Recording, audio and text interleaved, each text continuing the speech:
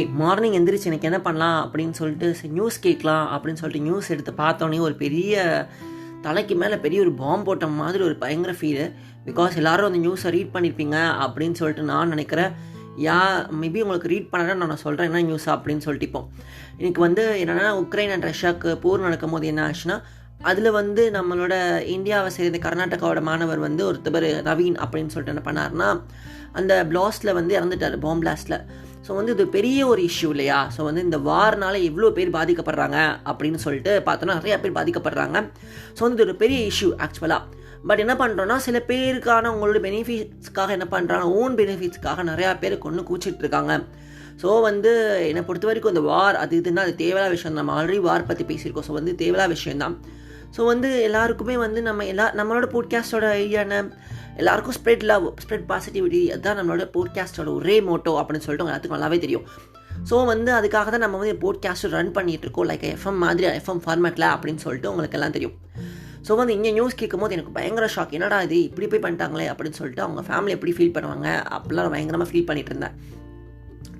So நீங்களும் maybe news read பண்ணியிருப்பீங்க அப்படின்னு நினைக்கிறேன். ஸோ உங்களால் முடிஞ்சிச்சுன்னா ஒரு 5 minutes என்ன பண்ணுறீங்கன்னா அவங்களுக்காக ப்ரேயர் பண்ணுங்கள், அவங்களோட ஆத்மா சாந்தி அடையணும் அப்படின்னு சொல்லிட்டு. ஓகே காய்ஸ், நீ கேட்டுருக்கிறது பில்லோ தாட்ஸ், பேசிட்டு இருக்கிறவங்க ஆதித்யா. ஸோ நேற்று ஒரு அழகான டாபிக் பார்த்தோம், நல்ல ஒரு கண்டென்ட்டோட பிகினிங் பார்த்தோம். அந்த மியூசைன்றது மியூசிக். ஸோ மியூசிக்கோட பிகினிங் மட்டும் நேற்று நம்ம பார்த்தோம். அது பார்ட் 1 அப்படின்னு சொல்லிட்டு பார்த்தோம். இன்றைக்கி பார்ட் 2 பார்க்க போகிறோம். ஸோ மியூசிக் அப்படின்னு சொல்லிட்டு இது எல்லாமே நான் ஓரளவுக்கு சொன்னேன். ஒரு சின்ன பிகினிங் மாதிரி அழகாக கொடுத்த இன்ட்ரோ மாதிரி நினைக்கிறேன். ஐ ஹோப் ஸோ அது உங்களுக்கு ரொம்ப யூஸ்ஃபுல்லாக இருந்திருக்கும் அப்படின்னு நினைக்கிறேன். ஸோ இந்த மியூசிக்ன்றது மியூசாயின்ற வார்த்தைன்னு சொன்னேன். இது எந்த லாங்குவேஜ்னா, ஆல்ரெடி சொன்ன மாதிரி இது ஒரு கிரேக்க கடவுளோட பேர் அப்படின்னு சொல்லிட்டு நான் சொன்னேன். ஸோ அந்த லாங்குவேஜில் தான் வந்தது அப்படிலாம் சொன்னேன். ஸோ இந்த மியூசாய் அப்படின்ற மியூசிக்காக மாறுச்சு அப்படின்னு சொல்லிட்டு சொன்னதாகவும் சொன்னேன்.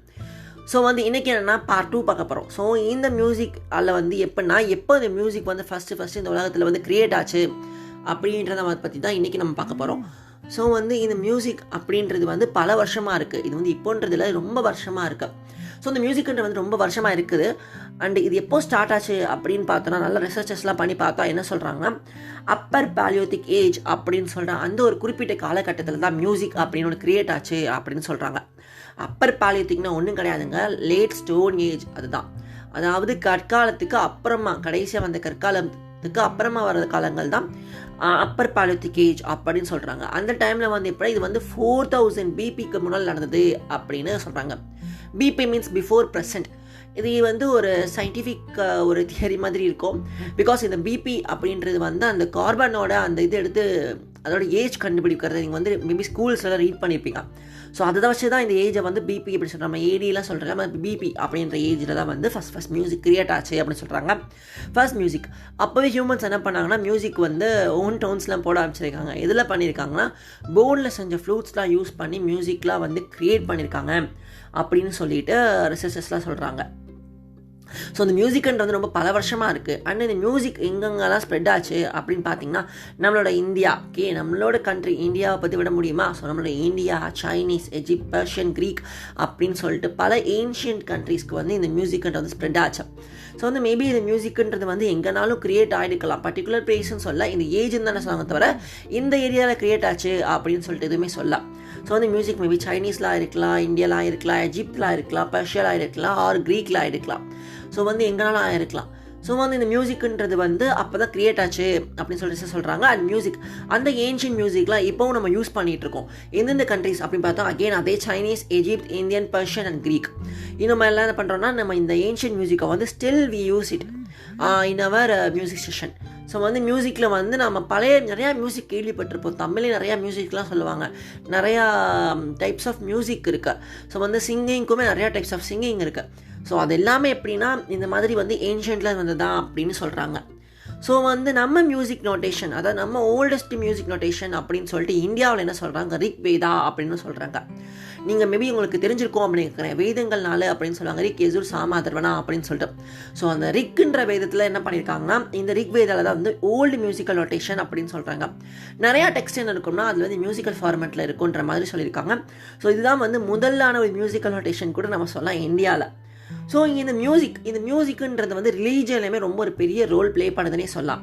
பிகாஸ் நான் சொன்ன மாதிரி வேதாகமங்கள் எல்லாமே வந்து நம்ம ஹிந்துவிசத்தில் வந்து மியூசிக்கை தான் பேஸ் பண்ணியிருக்கேன். கோவிலில் ஐயர்களோ யாராவது ஓதும் போதோ புரோகிதர் ஓதும் போதோ அந்த மந்திரம் பார்த்துருக்கீங்களா? அது கேட்கும் போது எப்படி இருக்குன்னா அந்த மியூசிக்கோடு சேர்ந்து தான் அந்த மந்திரம் ஓதுவாங்க. ஸோ வந்து அந்த சரணம் அந்த மாதிரிலாம் பல்லவே எல்லாமே அந்த மியூசிக் டோன் எல்லாமே கரெக்டாக வரும். ஸோ இப்படி தான் வந்து ஹிந்துவிசத்தில் மியூசிக்ன்றதுக்கு. அண்ட் இஸ்லாமிக் மியூசிக் வந்து இருக்குது. இஸ்லாம் வந்து எப்போ 6th century வந்து ஸ்ப்ரெட் ஆக ஆரம்பிச்சிச்சு, வைட்லி ஸ்ப்ரெட் ஆக ஆரம்பிச்சிச்சு. ஸோ அந்த டைமில் தான் இஸ்லாமிக் மியூசிக் வந்து க்ரியேட் ஆகுது. அந்த டைமில் என்னென்னா இது வந்து பர்ஷியன் அரபு வேர்ல்டு வந்து டாமினேட் பண்ண ஆரம்பிச்சிச்சு. ஸோ ஸ்டில் வந்து இஸ்லாமிக் மியூசிக் வந்து பர்ஷியன் அரபிக் வந்து டாமினேட் பண்ணியிருக்கு. ஈவன் இன் இந்தியா ஆல்சோ நம்மளோட காலையில் மாஸ்க்லலாம் கேட்கலாம் வாங்குவது அப்படின்னு சொல்லுவாங்க. So it's kind of a music தான். அந்த வேதத்தை வந்து அவங்க அந்த மியூசிக் மூலமாக ஊதுறாங்க, அந்த மியூசிக் யூஸ் பண்ணி ஊதுறாங்க அப்படின்னு சொல்லலாம். ஸோ வந்து இது வந்து ஒரு கைண்ட் ஆஃப் மியூசிக் அப்படின்னு சொல்கிறாங்க. ஸோ இந்த மியூசிக் அப்படின்றது வந்து ரிலீஜியனும் பெரிய ரோல் ப்ளே பண்ணுது அப்படின்னு சொல்கிறாங்க. இந்த மியூசிக் வந்து இதில் மட்டும் கிடையாது, மியூசிக் வந்து நிறையா இடத்துல ரோல் ப்ளே பண்ணுது. இது வந்து சைக்காலஜிலியாகவும் நம்மளை இன்ஃப்ளூயன்ஸ் பண்ணுது அப்படின்னு சொல்கிறாங்க. சைக்காலஜி நம்மளை வந்து நல்லபடியாக நம்மளை வந்து எப்படி சொல்கிறது, ஹெல்த்தான ஒரு மைண்ட் செட் வச்சுக்கவும் மியூசிக் வந்து ஹெல்ப் பண்ணுது அப்படின்னு சொல்கிறாங்க.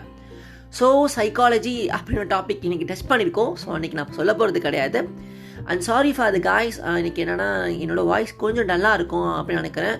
பிகாஸ் வந்து கொஞ்சம் I am not feeling well. So அதனால கொஞ்சம் நல்லா வந்து நீங்கள் இப்போவும் கேட்குற அந்த வாய்ஸையும் அந்த ஸ்பீடையும் கொடுக்க முடியல. So sorry for that. நாளைக்கு அகெயின் இன்னொரு கண்டென்ட்டோட மீட் பண்ணலாம். இந்த கண்டென்ட்டோட பார்ட் 3 பார்க்கலாம். So until the signing off I'm your Raja Aditya. And நாளைக்கு என்னோட வாய்ஸ் திரும்ப வந்துடும். அது வரைக்கும் வெயிட் பண்ணுங்கள். And share with your friends and family. Listen to the previous episodes. Thank you guys. By.